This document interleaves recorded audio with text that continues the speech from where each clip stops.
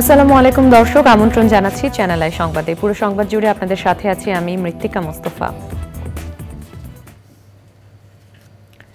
বিস্তারিত সংবাদের শুরুতেই জানিয়ে দিচ্ছি সুপার ফ্রেশ ফর্টিফাইড সয়াবিন তেল সংবাদ শিরোনামগুলো। 2014 ও 2018 ভোটে নির্বাচন কমিশনারদের দায় মুক্তির বৈধতা চ্যালেঞ্জ করে রুল, নিয়োগ বাতিল হলে নির্বাচনও বাতিল হবে, আইনজীবীর দাবি। বর্ণাঢ্যদের জন্য বৈষম্য বিরোধী ছাত্র আন্দোলনের গণত্রাণ কর্মসূচির ষষ্ঠ দিনেও অসংখ্য মানুষের সহায়তা, স্বেচ্ছাশ্রম দিচ্ছেন অনেকে। এবং দ্রোহের কবি কাজী নজরুল ইসলামের মৃত্যুবার্ষিকীতে শ্রদ্ধা নিবেদন, দিনভর চ্যানেল আয়ের পর্দায় নানা আয়োজন।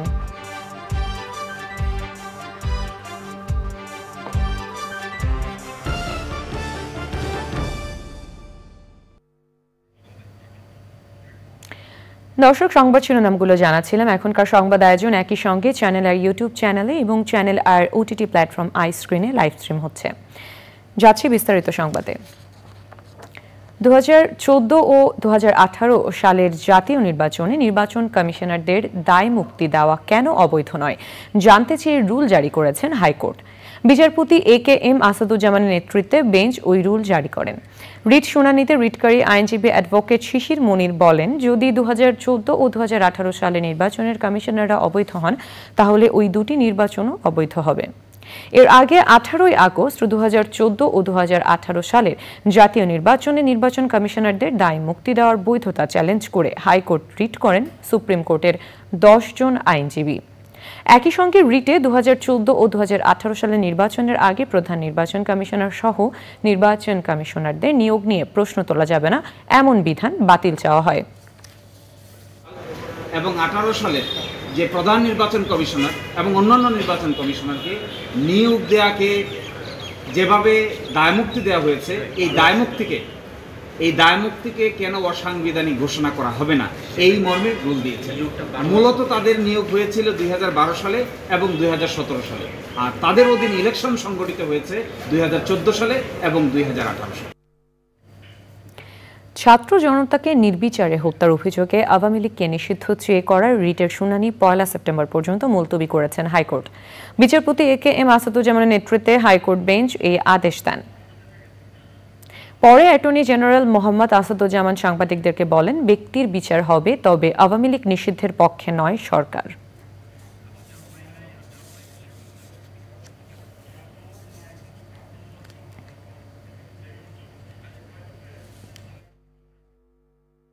বাংলাদেশ আওয়ামী লীগের গুটি কয়েক নেতা কর্মীরা এমনভাবে অপরাধে জড়িয়ে পড়েছিলেন, কর্তৃত্ববাদী সরকার এমনভাবে অপরাধে জড়িয়ে পড়েছিলেন, এ ব্যাপারে কারোর কোনো দ্বিমত আপাতত দেখি না। তবে তাদের অপরাধের বিচার ভিন্নভাবে হবে। তাদের অপরাধের বিচার যেভাবে রাষ্ট্রীয় আইন আছে সেভাবে করবেন। সেই অপরাধের বিচারের সাথে ওই সংগঠনের নিবন্ধন বাতিল করতে হবে, এটাই সরকার মনে করে না এবং সংবিধান সমর্থন করে না। মুক্তিযুদ্ধের চেতনা সমর্থন করে না, প্রথম মুক্তিযুদ্ধ দ্বিতীয় মুক্তিযুদ্ধ কোনো চেতনায় সমর্থন করে না। আজীবন অন্যায়ের বিরুদ্ধে সোচ্চার কণ্ঠের কারণে তিনি ভূষিত হন বিদ্রোহী কবি হিসেবে। সাহিত্যকর্মে তুলে ধরেছেন নিপীড়িত মানুষের কথা। মানবতার জয় গানে ছিলেন উচ্চকণ্ঠ তিনি জাতীয় কবি কাজী নজরুল ইসলাম। 48তম মৃত্যুবার্ষিকীতে আবারও দাবি উঠেছে জাতীয় কবি হিসেবে আনুষ্ঠানিক স্বীকৃতির। কাজী নজরুল ইসলামকে জাতীয় কবি উল্লেখ করে প্রজ্ঞাপন জারি করার দাবিতে চলে গণস্বাক্ষর কর্মসূচি।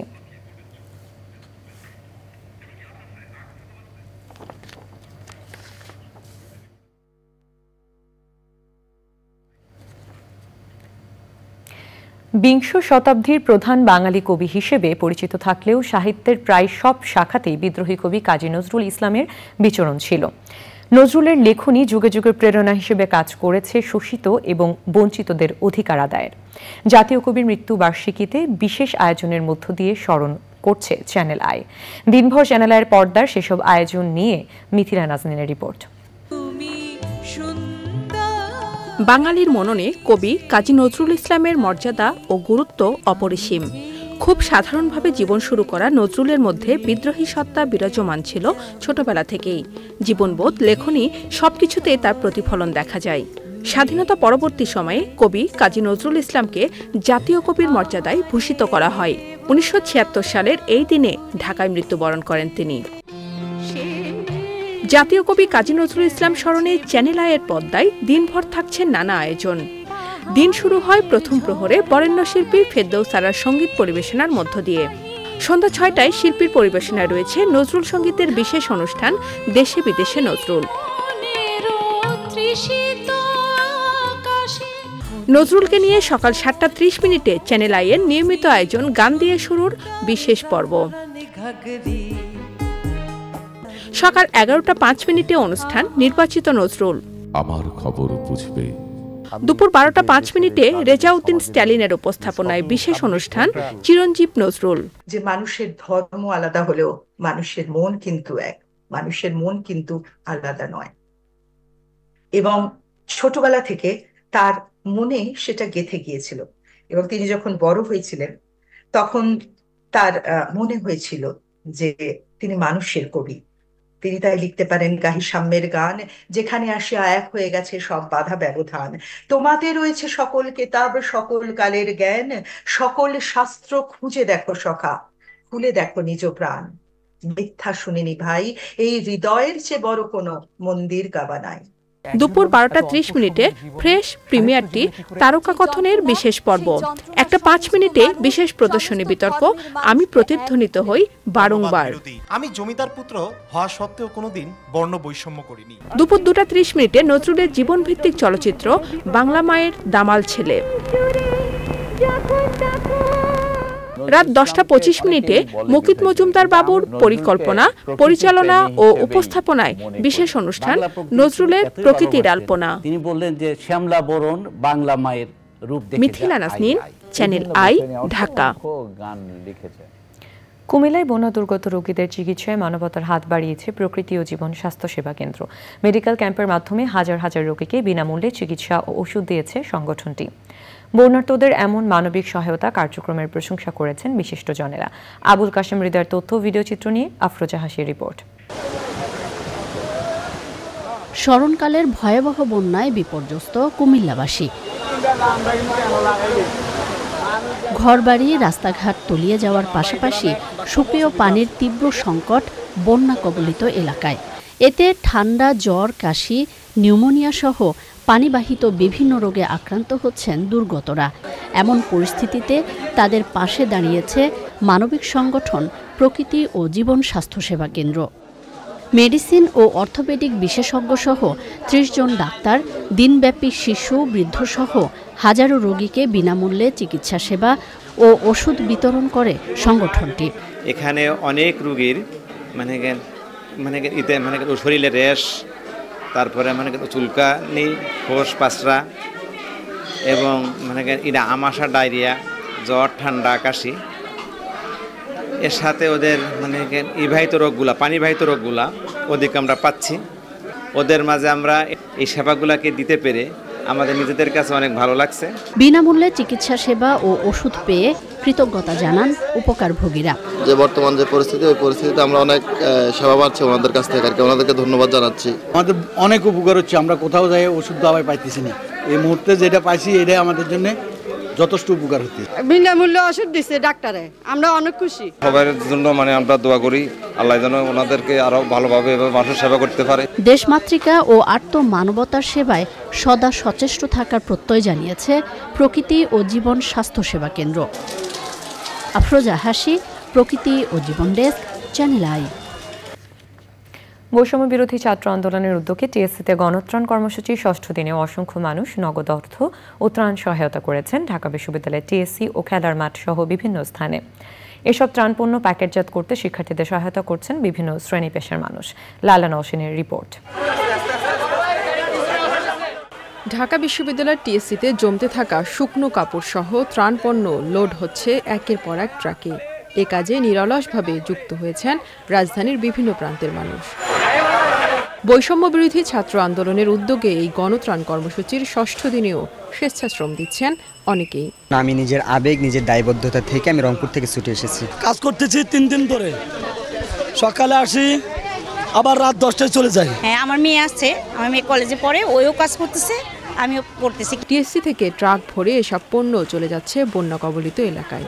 যে জায়গাগুলোতে ত্রাণ দরকার বা সাহায্য পৌঁছাচ্ছে না বা দরকার প্রয়োজন আরও, তো সেগুলো তথ্য যাচ্ছে জেলা প্রশাসনের কাছে, দুর্যোগ ত্রাণ মন্ত্রণালয়ের কাছে। এইভাবে সমন্বয় করে আমরা চাহিদা অনুযায়ী সেই জায়গাগুলোতে ত্রাণ পাঠাচ্ছি।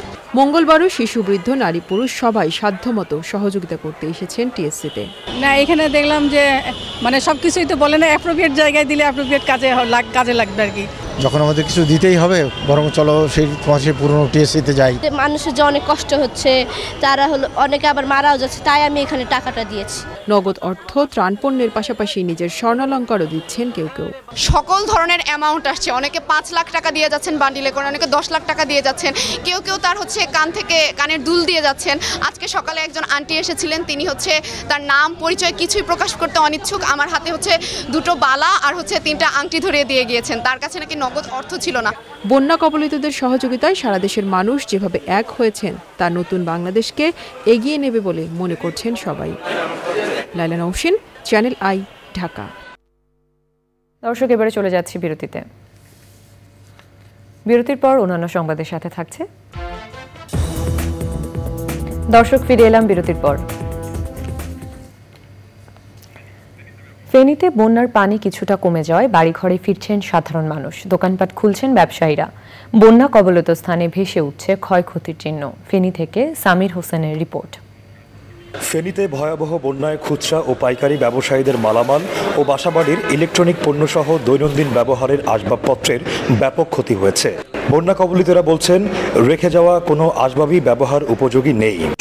সব একের টগি ইনক্লুডিং সব শেষ, একের কিছুই নেই, একদম কিছুই নেই। আমার ছাদের উপরে বাড়ি উঠছি, বইটা বুঝেন না, তার কি বলবো, এটা বলার মতো ভাষা নেই আমার, বুঝেছে। আমরা কতগুলো লোক বেকার হয়ে গেছি। ফেনীর সবচেয়ে বড় পাইকারি বাজারে আলু, পেঁয়াজ ও আদাসহ নিত্যপণ্য পৌঁছে গেছে। প্রয়োজনীয় সহায়তার দাবি জানিয়েছেন তারা। আমার এই ৭৬ বছর বয়সে এরকম বন্যা ফেনীতে আমরা দেখি নাই।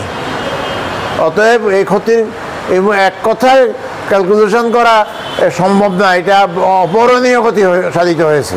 ক্ষুদ্র ও মাঝারি ব্যবসায়ীরা জানান, তাদের দোকানের প্রয়োজনীয় কাগজ, কাঁচামাল ও যন্ত্রপাতি নষ্ট হয়ে গেছে। কর্মীদের বেতন ও ঘুরে দাঁড়ানো নিয়ে অনেকেই সংশয়ে রয়েছেন। ফেনী থেকে সামির হোসেন, চ্যানেল আই। বন্যা কবলিত এলাকা থেকে উদ্ধার হওয়া গর্ভবতী নারী ও নবজাতক শিশুদের স্বাস্থ্যসেবা কার্যক্রম পরিদর্শন করেছেন বাংলাদেশের বিমান বাহিনী মহিলা কল্যাণ সমিতি। সকালে কুর্মিটোলা জেনারেল হাসপাতালে পরিদর্শন করতে যান সংশ্লিষ্টরা। সুলতানা হিমুর রিপোর্ট। কুর্মিটোলা জেনারেল হাসপাতালের প্রসূতি বিভাগ যেন এখন চাঁদের হাট। পুরো ওয়ার্ড আলো করে রেখেছে সদ্য জন্ম নেয়া নবজাতকদের মুখ। প্রতিটি শিশু ও তাদের মাকে বন্যা কবলিত এলাকা থেকে উদ্ধার করে এনেছে বিমান বাহিনী। আমার ডাক্তার বলতেছে যে আমার এই যে ফেনী বাইরে পাঠাতে হবে, তখন আমার সাথে কেউ আসে, শুধু আমার বোন একটা আসছে। হ্যাঁ, এখানে আসছি, আলহামদুলিল্লাহ অনেক ভালো সুবিধা পেতেছি। বন্যার পানিতে আমাদের ঘর দুয়ার পানিতে বেশি গেছে। আমরা কালকে রাত্রে আসছি 12টার দিকে, আসার পরে বাবু ডেলিভারি হয়েছে আর কি। অনেক বেশি ভয় পেয়েছিলাম, কারণ ওখানের অবস্থা দেখে ভয় পাওয়ার মতোই ছিল। কোনো দিকে কিচ্ছু ছিল না, আসবো যে এখানে সেটাও জানা ছিল না। এখানে আসছি, উপকার হয়েছে, অনেক বেশি উপকার হয়েছে। এই নবজাতক শিশু ও গর্ভবতী নারীদের দেখতে গিয়েছিলেন বাংলাদেশ বিমান বাহিনী মহিলা কল্যাণ সমিতির সভাপতি। তাদের স্বাস্থ্যসেবায় হাসপাতাল নিয়োজিত রয়েছে বলে জানিয়েছে কর্তৃপক্ষ। 16 জন গর্ভবতী মা এখানে আছে, আর অলরেডি আনার পরপরই 13 জন বাচ্চা ডেলিভারি হয়েছে। তো এটা একটা আনন্দের ব্যাপার এবং আমাদের বিমান বাহিনীর জন্য একটা মানে কি বলবো, একটা খুবই ভালো দিক, যে গর্বের ব্যাপার যে আমরা ওনাদেরকে রেস্কিউ করতে পেরেছি এবং ওনারা সুস্থভাবে সুন্দরভাবে বাচ্চা মানে ডেলিভারি করতে পেরেছে এবং মা এবং বাচ্চা দুইজনই ভালো আছে। বিমান বাহিনীর নেতৃত্বে এই যে দুস্থ এবং অসহায় গর্ভবতী মায়েদের এই জায়গাতে নিয়ে আসা হয়েছে, এর চেয়ে মহতী উদ্যোগ আর হতে পারে না। পরে বিমান বাহিনী মহিলা কল্যাণ সমিতির সভাপতি হাসপাতালে চিকিৎসাধীন বৈষম্য বিরোধী ছাত্র আন্দোলনে আহত ছাত্রছাত্রীদেরও শারীরিক অবস্থার খোঁজ খবর নিয়েছেন। সুলতানা হিমু, চ্যানেল আই, ঢাকা। সরকারি অর্থ লুটপাট ও দুর্নীতিতে সহযোগিতার অভিযোগে জাতীয় শিক্ষাক্রম পাঠ্যপুস্তক বোর্ডের দুর্নীতিবাজ কর্মকর্তাদের অপসারণ সহ শাস্তিমূলক ব্যবস্থার দাবি জানিয়েছেন শীত মেশিন ছাপাখানার মালিকদের সংগঠন বৈষম্য বিরোধী মুদ্রণ ব্যবসায়ীরা। রাজধানীর মতিঝিলে এনসিটিবির সামনে শান্তিপূর্ণ অবস্থান কর্মসূচি করে তারা বলেন, অনিয়মের সাথে যুক্ত সাবেক শিক্ষামন্ত্রী ডাক্তার দীপু মনি ও মুহিবুল হাসান চৌধুরী নওফেল এবং শেখ হাসিনার পিয়ন জাহাঙ্গীর আলমের বিরুদ্ধেও শাস্তিমূলক ব্যবস্থা নিতে হবে। যোগ্য ও অভিজ্ঞতা সম্পন্ন বিশেষজ্ঞদের নিয়োগ করে পাঠ্যক্রম সংশোধনের দাবিও জানিয়েছেন সংগঠনটি। 2025 সালের দরপত্র শীট মেশিন সম্বলিত মুদ্রণ প্রতিষ্ঠানের জন্য স্বতন্ত্র প্যাকেজ ঘোষণা ও ছোট ছোট লট নির্ধারণ সহ অবস্থান কর্মসূচিতে 9 দফা দাবি তুলে ধরেন অবস্থানকারীরা। অবস্থান কর্মসূচিতে বাংলাদেশ মুদ্রণ শিল্প সমিতির সাবেক চেয়ারম্যান তোফায়েল খান ও বৈষম্য বিরোধী মুদ্রণ ব্যবসায়ীর আহ্বায়ক ডাক্তার দিদারুল আলম সহ সংশ্লিষ্টরা ছিলেন। এবারে নিটল টাটা কৃষি সংবাদ।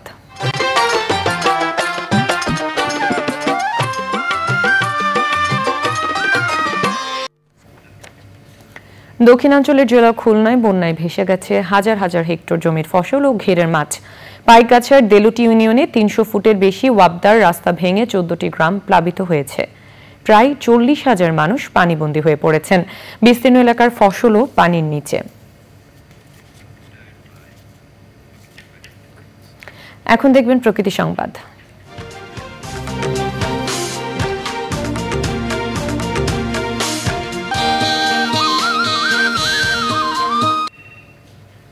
চিকিৎসা বান্ধব পরিবেশ ফিরিয়ে আনতে রংপুর মেডিকেল কলেজ হাসপাতাল ও ক্যাম্পাসে পরিচ্ছন্নতা অভিযান শুরু করেছে বৈষম্য বিরোধী আন্দোলনের শিক্ষার্থীরা।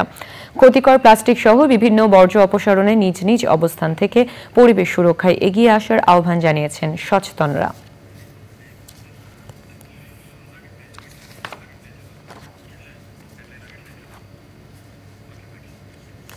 দর্শক, এবারে খেলার খবর।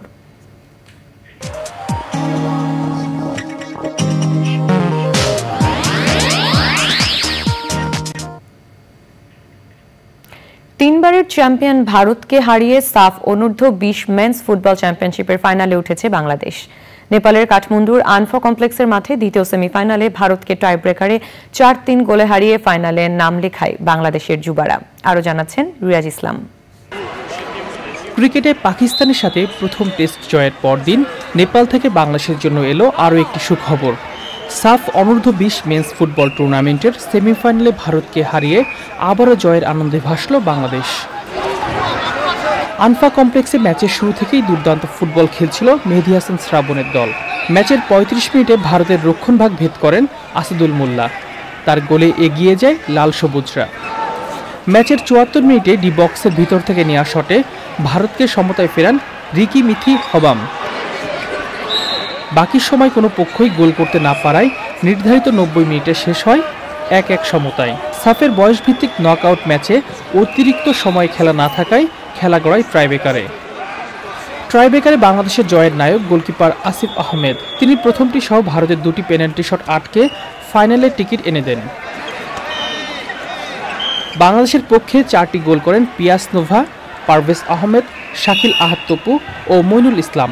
আসিফ ভারতের 2টি শট ঠেকিয়ে দিলে চতুর্থবারের মতো ফাইনালে জায়গা করে নেয় বাংলাদেশ। বুধবারের ফাইনালে বাংলাদেশের প্রতিপক্ষ স্বাগতিক নেপাল। রিয়াজ ইসলাম, চ্যানেল আই।